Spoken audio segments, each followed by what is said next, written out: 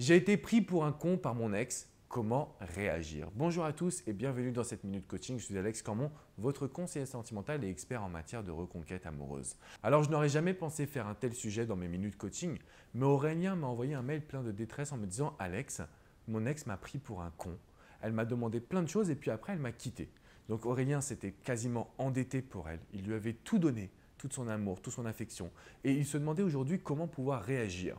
La première chose qui est importante, c'est que dans cette situation, vous ne devez pas chercher à récupérer votre ex.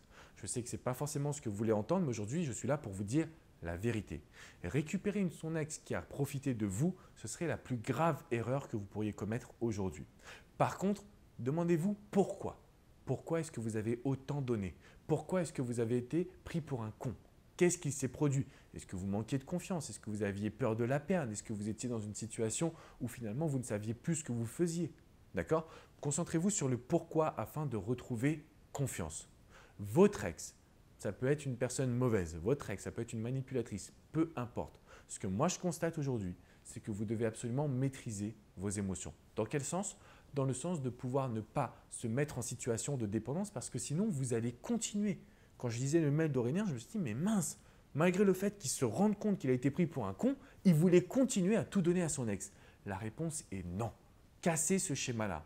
Et là, vous verrez, soit il y a une vraie opportunité de reconstruire une relation solide et je serai le premier à vous accompagner, ou alors vous devez fuir parce que vous êtes en face d'une personne qui est toxique. Mais prenez le temps, s'il vous plaît, de vous poser les bonnes questions. Quand on parle d'amour, il ne faut pas tout prendre à la légère.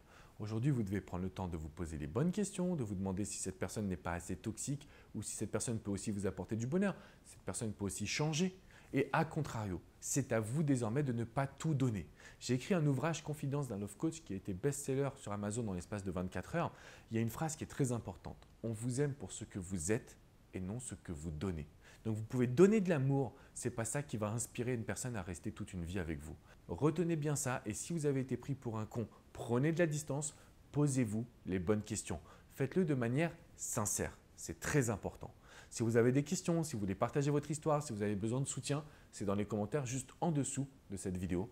De mon côté, je vous invite vraiment à vous abonner. Vous recevrez toutes mes vidéos directement dans votre boîte email.